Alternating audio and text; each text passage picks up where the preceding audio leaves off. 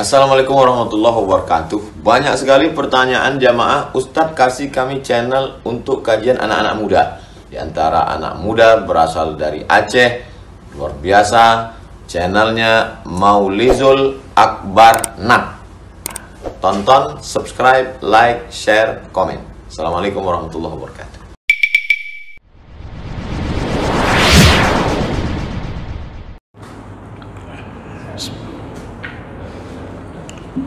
Assalamualaikum warahmatullahi wabarakatuh. Alhamdulillah rabbil alamin.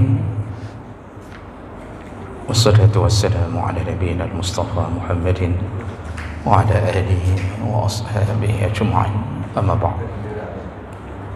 Rabbi shrah li sadri wa yassir li amri wa hlul 'uqdatam min lisani yafqahu qawli. Segala puji bagi Allah, kemudian salawat dan salam pada Rasulullah, pada keluarga dan seluruh sahabat-sahabatnya. Bapak-bapak, ibu-ibu, jamaah salat maghrib dan isya yang Allah muliakan insyaAllah. Kita akan sambung pelajaran kita. Di pertemuan yang lalu kita membahas tentang waktu kapan seseorang membayarkan zakat fitrahnya, dan kita mendapatkan keterangan berdasarkan hadis yang dipegang oleh para ulama bahawa ada waktu yang wajib, ada waktu yang sunnah, ada waktu yang mubah, makruh dan haram. Nah, waktu yang wajib untuk membayar zakat fitrah yaitu menurut jumhur ulama ketika terbenamnya matahari di malam hari raya, itu sudah datang waktu wajib membayar zakat fitrah. Namun ada sedikit perbedaan pandangan dari mazhab Hanafi. Mazhab Hanafi mengatakan waktu yang wajib untuk membayar zakat fitrah yaitu ketika datangnya fajar di hari raya. Jadi kalau jumhur ulama, malamnya ketika terbenam matahari itu waktu wajib. Tapi menurut mazhab Hanafi, di waktu fajar besoknya itu baru datang waktu wajib membayar zakat fitrah. Artinya kalau sudah datang waktu itu, disitulah sebenarnya kewajiban membayar zakat. Lalu kemudian ada waktu yang disunnahkan. Ada waktu yang disunnahkan. Nah, menurut jumhur ulama atau menurut mazhab Syafi'i, ada sedikit perbedaan pandangan. Menurut mazhab Syafi'i, ini mohon maaf, ini waktu mubah ya, yang mau saya bilang waktu sunnah. Waktu yang disunnahkan itu adalah semenjak datangnya fajar di hari raya sampai sebelum khatib naik ke atas mimbar untuk melakukan khutbah hari raya. Itu waktu yang paling bagus untuk membayarkan zakat fitrah. Kemudian ada waktu yang boleh, waktu mubah. Menurut mazhab Syafi'i, dibolehkan membayar zakat fitrah dari awal Ramadan. Semenjak masuknya Ramadan, itu sudah boleh bayar zakat fitrah. Tapi menurut mazhab Maliki dan Hambali, dibolehkan hanya sehari atau 2 hari sebelum datangnya hari raya. Jadi masih boleh, tapi sehari atau 2 hari sebelum datangnya hari raya, dalam pandangan mazhab Maliki dan Hambali. Kalau Syafi'i, dari awal Ramadan sudah boleh bayar zakat fitrah. Lalu ada waktu makruh. Waktu makruh itu yaitu masih diterima namun sudah tidak disukai oleh Allah, dan dia adalah ketika khatib sudah naik ke atas mimbar sampai terbenamnya matahari di hari raya pertama. Nah, itu waktu makruh, masih dianggap zakat tetapi tidak baik. Dan yang terakhir, waktu haram. Kapan waktu haramnya bayar zakat fitrah? Setelah terbenam matahari di hari raya pertama. Kalau sudah terbenam matahari masuk malam hari raya kedua, maka dia sudah haram. Artinya yang belum bayar sampai waktu itu, sampai waktu terbenam, dia telah berdosa. Namun walaupun berdosa, tetap wajib diqadha. Tetap wajib diqadha. Jadi tetap wajib bayar zakat fitrahnya, tetapi sudah dalam keadaan berdosa. Dan qadha itu tidak menyebabkan gugurnya dosa. Yang bisa menyebabkan gugurnya dosa adalah taubat. Jadi kalau sudah terjadi begitu, itu harus bertaubat. Tak boleh lagi tahun-tahun berikutnya melewatkan zakat fitrah sampai terbenam matahari di hari raya pertama. Tak boleh lagi. Baik, itu masalah waktu. Nah, masih tersisa satu pertanyaan, bagaimana kalau kita lupa? Bagaimana kalau lupa? Ya, bisa saja kelupaan membayar zakat fitrah, atau mengira sudah dibayarkan, suami mengira dibayarkan istri, istri mengira dibayarkan suami. Rupanya dua-duanya tidak bayar sampai melewati hari raya pertama.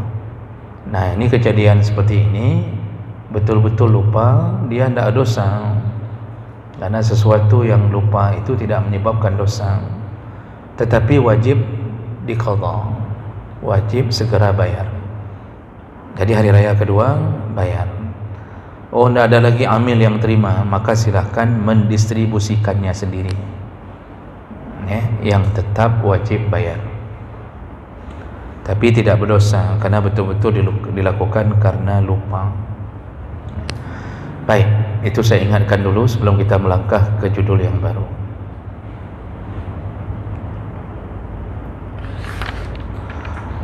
Berikutnya kita akan bahas jinsul wajib wa sifatihi wa miqdarihi.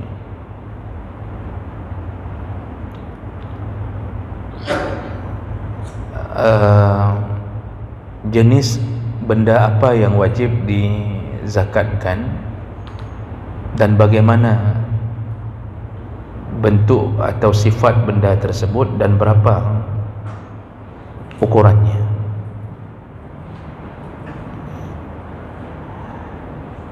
Ada dua pandangan besar dalam masalah ini. Yang pertama, menurut pandangan mazhab Hanafi,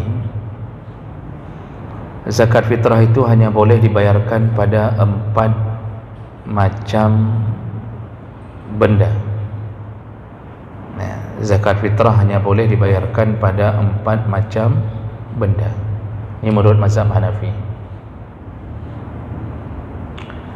Yang pertama yaitu al-hintah, gandum. Yang kedua syair. Syair ini jenis lain daripada gandum, masih gandum juga, cuma ada jenis yang berbeda. Yang ketiga at-tamar, kurma. Yang keempat az-zabib, kismis. Nah, jadi menurut mazhab Hanafi hanya boleh membayar zakat fitrah dengan 4 benda ini, hanya dengan 4 benda ini. Jadi gandum, syair tadi atau tepung yang lain, kemudian kurma, kemudian kismis. Tidak boleh dengan yang lain, harus 4 benda ini. Dan berapa yang wajib dibayarkan, ukurannya menurut mazhab Hanafi ini, yaitu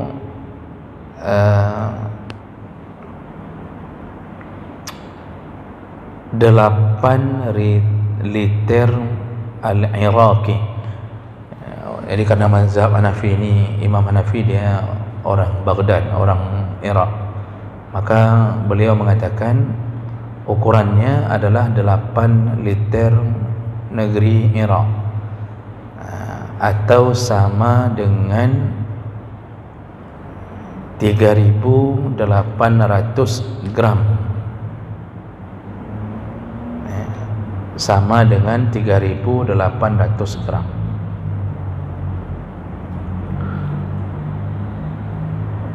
Atau 3,8 kilogram. Ini ukuran membayar zakat fitrah dalam pandangan mazhab Hanafi, dan itu diambil dari hadis Nabi. Mazhab Hanafi berdalil li'annahu alaihi salam kana yatawadda' bil mud ritlain wa yaghtasilu bis sa' samaniyatu artal. Rasulullah itu ketika berwudu, beliau menggunakan tangannya, dikumpulkan tangannya, kalau sekira-kira 1 mud itu sama dengan 2 liter, dan beliau mandi wajib itu dengan 1 sa' air, atau sama dengan 8 liter. Nah, ini keterangan dari mazhab Hanafi.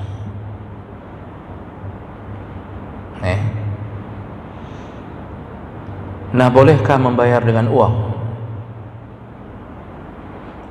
Artinya tadi disebutkan 4 benda yang wajib disakatkan dalam pandangan mazhab Hanafi. Sekarang kalau benda-benda tersebut dikonversikan dengan uang, boleh atau tidak? Menurut mazhab Hanafi, ini masih mazhab Hanafi, menurut mazhab Hanafi adalah dibolehkan. Yajuzu 'indal Hanafiyah ay yu'ta an jami' zalikal qimah darahim aw dananir aw fulusan. Dibolehkan untuk mengkonversikan atau mengganti benda-benda tadi dengan takaran uang.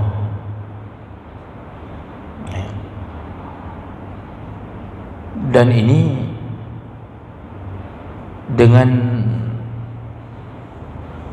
alasan yang pertama, ada hadis Nabi yang berbunyi, Rasulullah berkata, aghnuhum 'anil mas'alah fi misli hadzal yaum.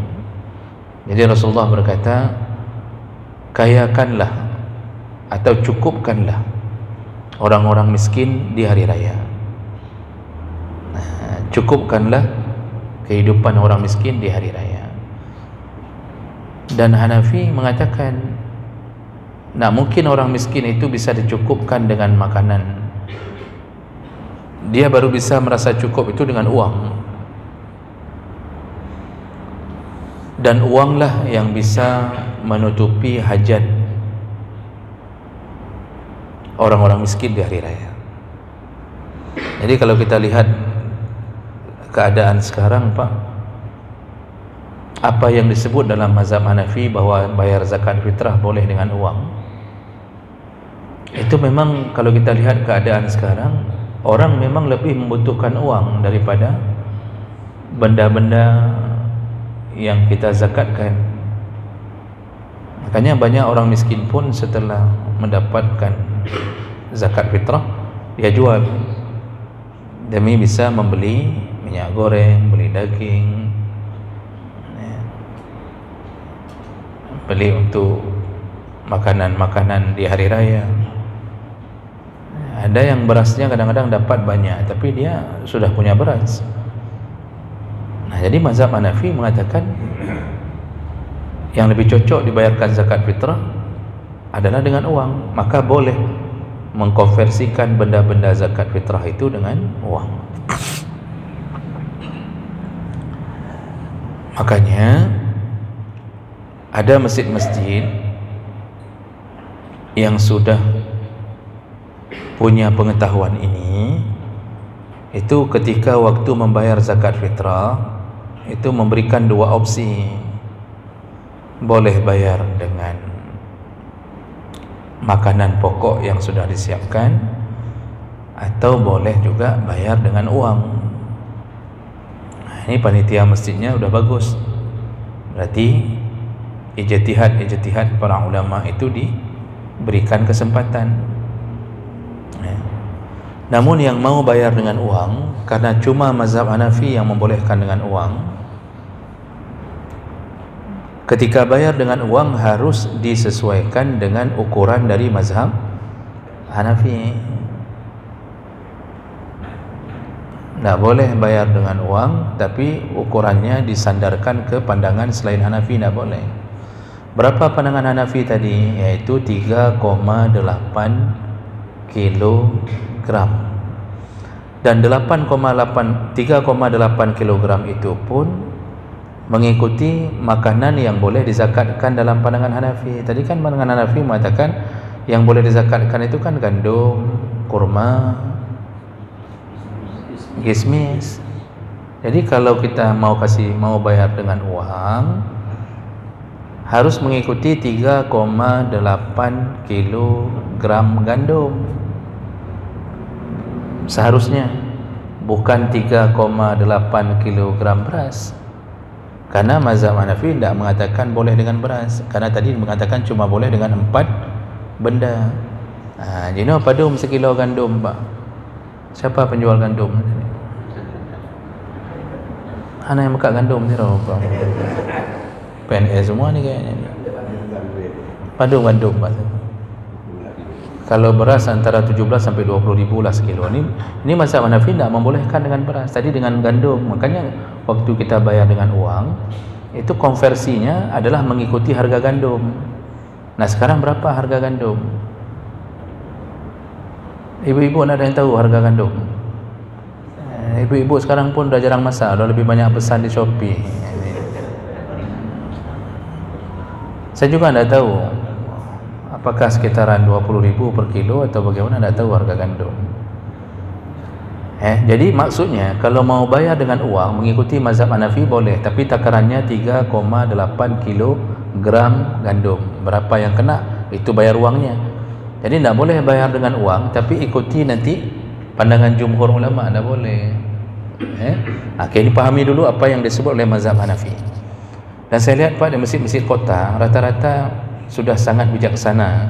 Yang mau bayar dengan uang ditentukan terus 3,8 kilogram gandum, maka uangnya sekian, maka per kepala wajib membayar seukuran itu, mengikuti pandangan atau ijtihadnya mazhab Hanafi.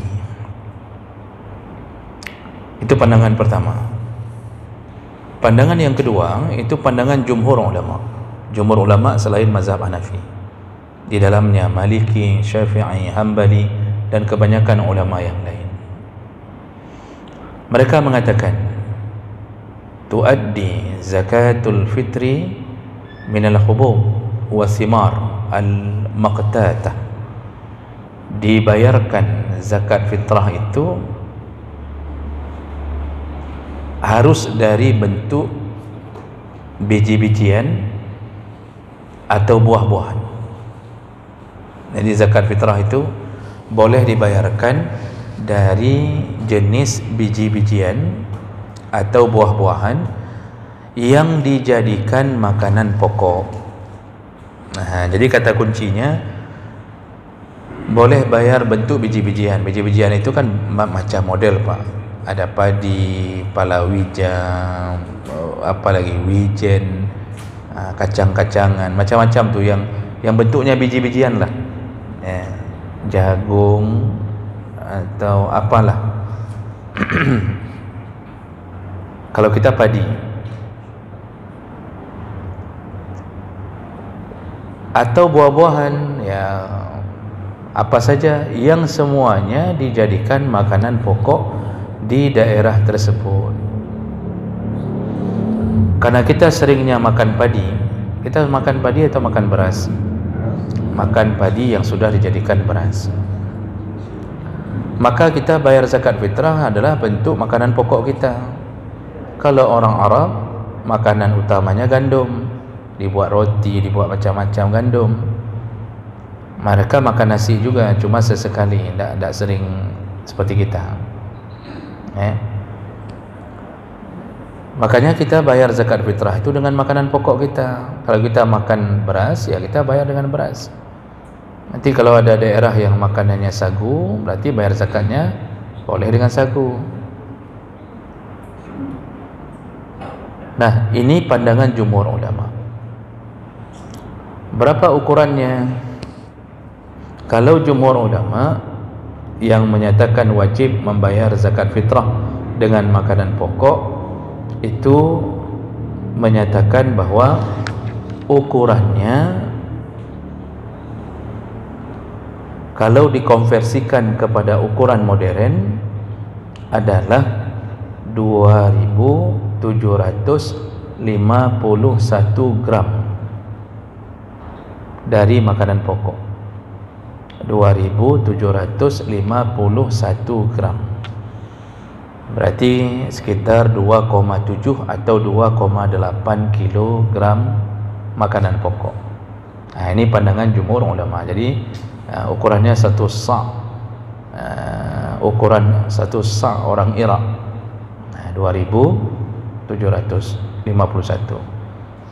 Makanya kita tiap-tiap tahun diumumkan oleh panitia atau diumumkan oleh MPU, ya, kalau yang mau bayar dengan beras maka per kepala bayarnya 2,7 atau 2,8 kilogram.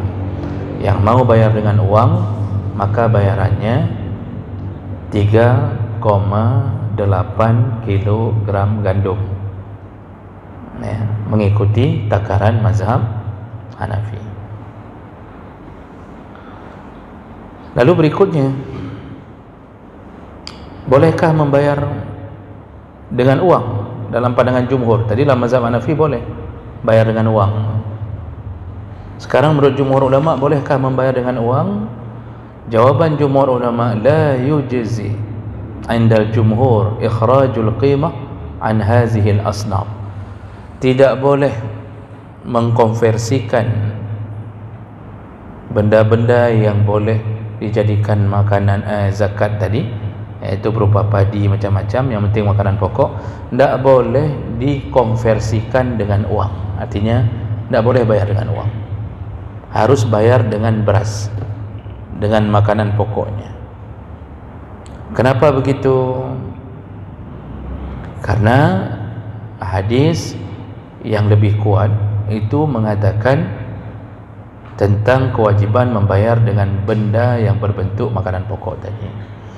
Contohnya hadis dari Abu Sa'id Al-Khudri, kunna nukhriju zakat al-fitri, kami pernah mengeluarkan zakat fitrah, kata Abu Sa'id Al-Khudri, iza kana fina an-nabi, dan Nabi masih ada, maksudnya masih hidup Nabi bersama kami. Kami keluarkannya adalah sa'an min ta'am, kami keluarkannya satu sa' makanan, atau satu sa' gandum, atau satu sa' kurma, atau satu sa' zabib kismis, atau satu sa' al-aqtu minal aqti.